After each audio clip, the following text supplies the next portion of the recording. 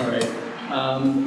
We are rapidly running out of time, so if there's one question I saw that we got a couple times, that you all can give some unique perspective on, and I'll also say is, as you answer this, if you want to say any final thoughts, then this is the perfect time to do that. That question is, what are some of the most common hangups that you hear talking to your colleagues who are not on board with CalCare? That's a good question. And first of all, we also, I know, we're all going to agree with you. And, you know, as part of our current healthcare system, I think our current healthcare system institutionally is a hate crime, quite frankly, on so many people, just in the way that it treats people. And I think that we need to, with our colleagues, and I will say this, I've had some really good conversations with colleagues that weren't prepared to go for 1,400 if it was on the floor. But I truly believe, in fact, one of them, I'm not going to say who, because I'm respecting privacy, has already told me they will. Partly because of the timing of where they are in their legislative career, right? They feel they have a little more freedom to do it because some of the legislators are in difficult districts. We're in more deep blue districts. I think in many ways that gives us a lot more freedom.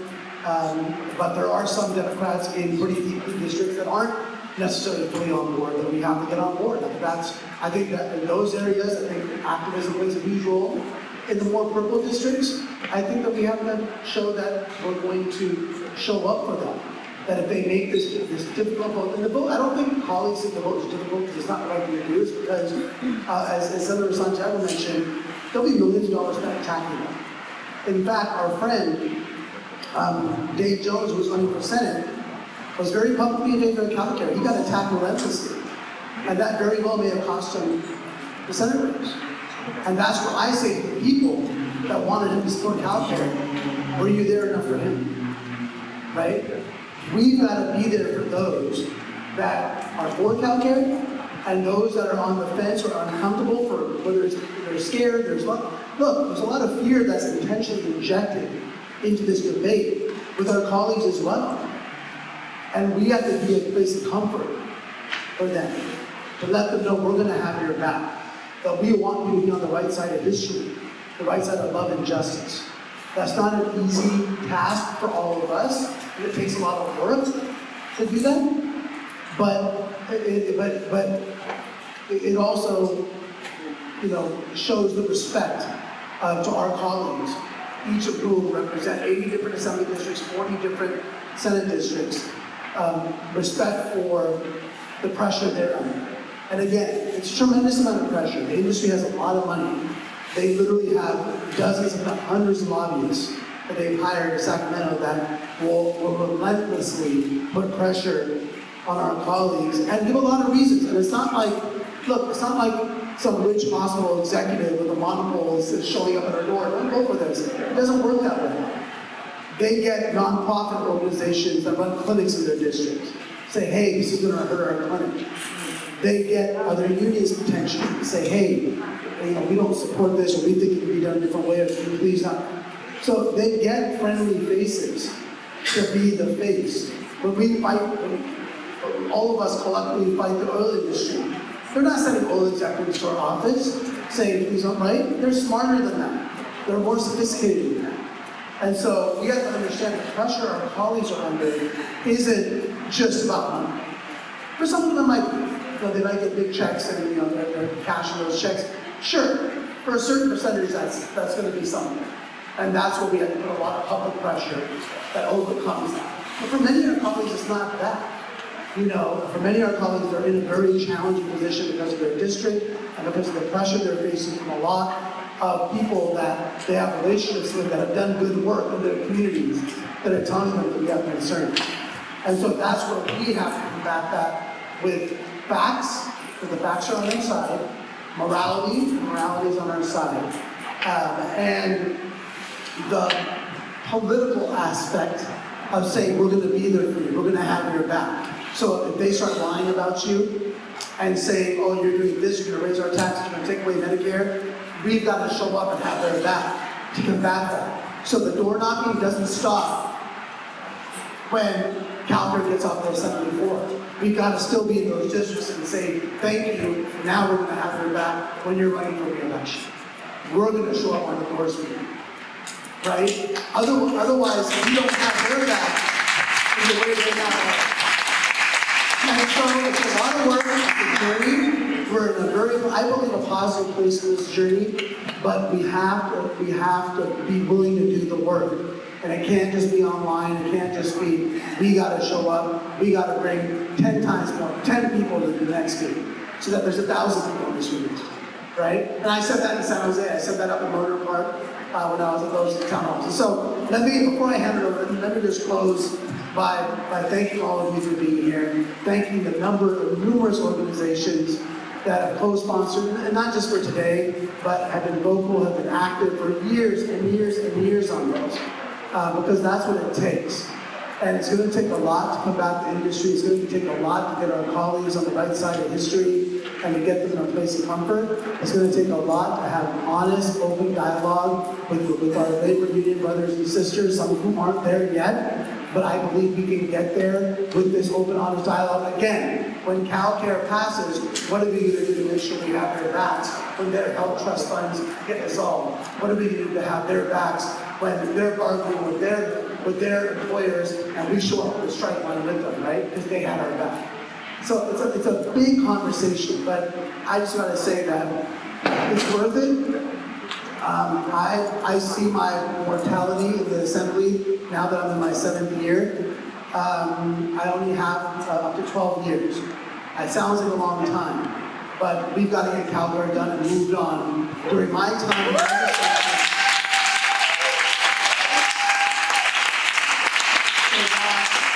so that not only we pass the policy bill, we start working on the waivers, we start working on the financing. I want to leave the assembly knowing that we have a foundation now to move CalCare forward, and that it's got to a point of momentum that it cannot be turned back. And that's up to all of us. I'm excited about it. I'm excited to have my colleagues by my side, and together we're going to make this happen. Not we can, we will. We will.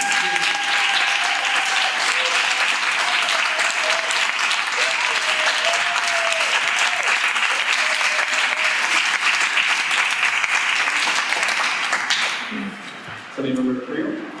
Thank you, and I'll start by just saying thank you to everyone who came tonight. Thank you to this amazing facility, this church, for providing this very safe space for us to have this conversation. To CNA, to Catherine, Max, all of the organizers that are here that continue this much needed fight. I ran for office because I wanted to make a difference in my community. I was at the brink of having, the job that I had worked toward for 15 plus years in my career. I had my packs ready to go to Atlanta and be the journalist that I always wanted to be. And then I felt a calling. I felt a calling to run for office to represent my community, and I did. So one thing that I would just ask my colleagues in private conversation is, God damn it, have the political courage to do the right thing. Yeah.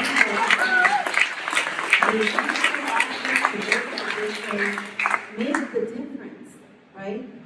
Be confident in your ability to represent your community. Be grounded in your values.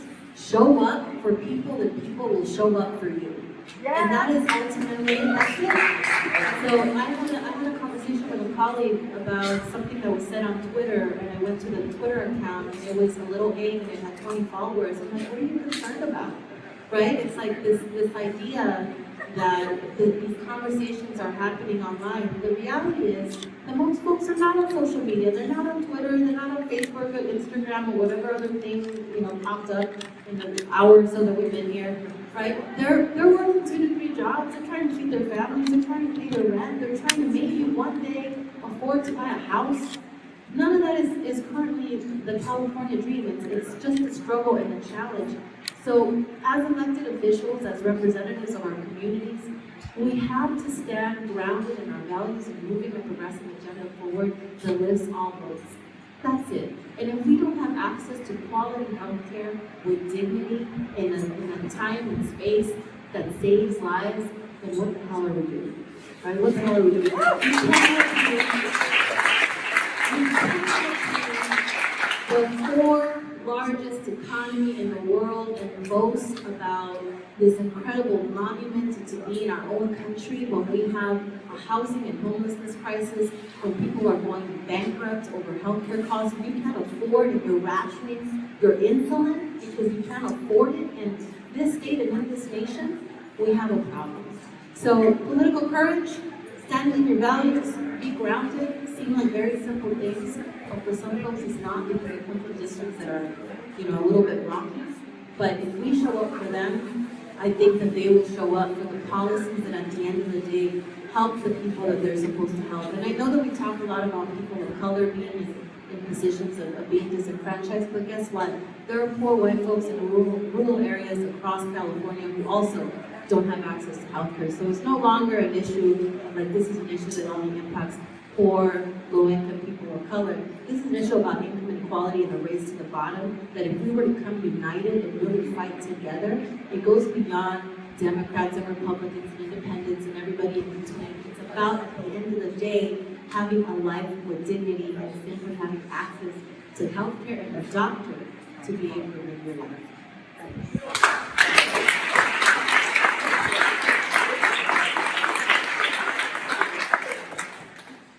Thank you again for having us here today. I'm extremely proud of the leadership who showed up here today, who's going to help us to make this happen.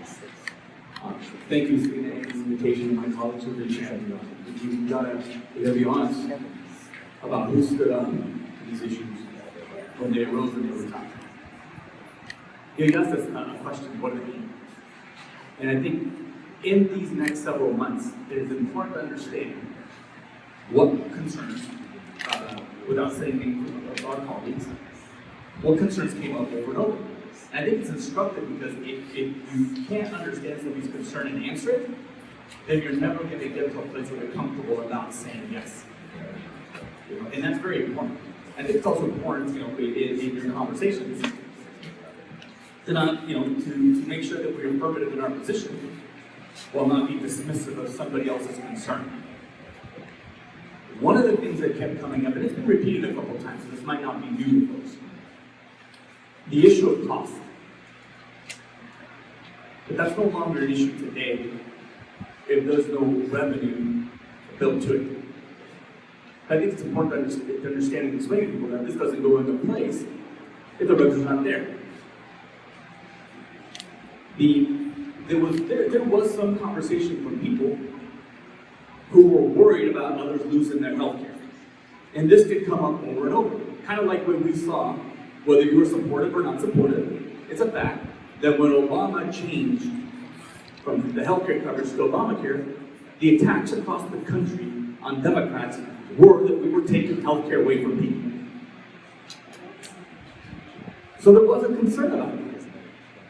It came up over and over and over. Well, what are you going to do if somebody likes their doctor? Why would you create a system? I'm not saying this, but I'm saying what was repeated to me over and over, and I was experiencing this similar. But it came up over and over. If you like your doctor, what happens when we go to this system that you call CalCare, and you're forced onto another doctor? That came up over and over and over again. Choice was an issue there. And we had to sit with folks and understand and explain to them that they had the ability to choose their doctors, because really what we were giving them was that ability, and they don't have it in the current healthcare plan. Because in their current healthcare plan, if doctor changes to another facility, you don't have access to that doctor anymore. In the healthcare plan today, if your in-network provider becomes out-of-network provider tomorrow, you don't have access to that doctor. And so on and so on and so on. But that you had more coverage under CalCare than if you did not have CalCare. And that the system you have today didn't really guarantee you access to the doctor you love today. And in fact, quite frankly, if you read the volumes of legalities, it never committed that to you, ever. The question about medicine would come up. Will we have access to medicine? We've talked a little bit lightly about it today. But maybe some people don't go through and understand all that we're trying to do. To give people not just healthcare coverage, but to make sure that they have the medication that they need. And that would come up. And no, they wouldn't be just into generics. No, you can have the actual medicine that you need. There was a conversation about whether it creates a bigger bureaucracy. That kept coming up. And we were trying to tell them, and some successfully understood, that what we're trying to do is eliminate all this red tape. Because if you ask most people in the healthcare system, doctors and nurses, they got into a system because they want to take care of people. They want to make people feel better with whatever is confronting their health today.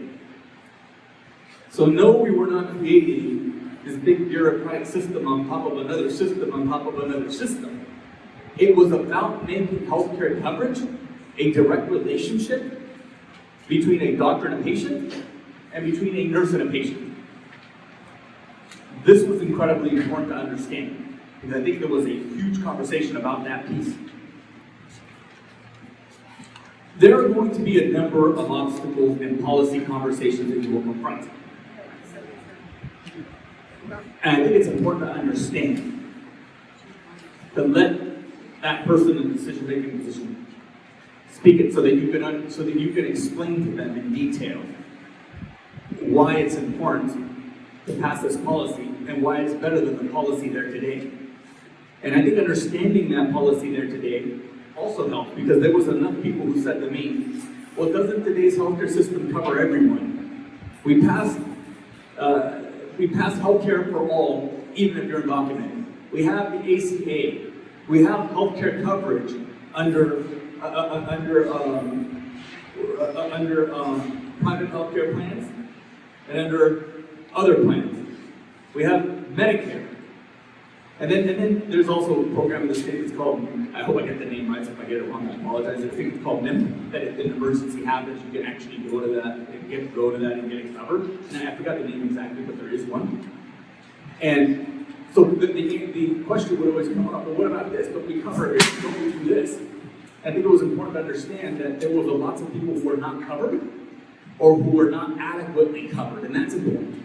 Because I think there's this false perception that if you have some sort of care, that if you have some sort of care, then it's all covered, that you're okay. And I think understanding that no, there are gaps between this coverage that need to be addressed. That was incredibly important in convincing some of those people in the first policy committee to understand that this is why it's important to pass. Because if we are the fourth largest economy in the world, then we should be proud of the strongest healthcare system. And we don't have that strong healthcare system that we like to brag about. That is important. That if we say that healthcare is a human right, that we actually pass something that gives healthcare to everybody as a human right.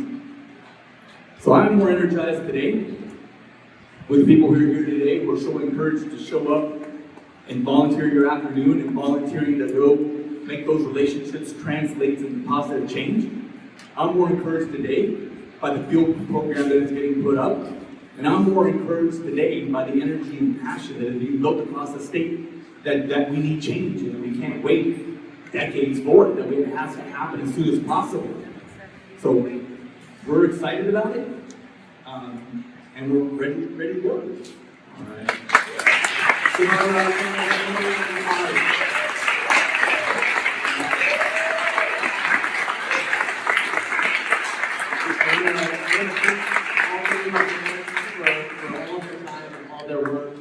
All of their time tonight and all their work, supporting CalCare. I also want to shout out the First Unitarian Church for letting us use this stage.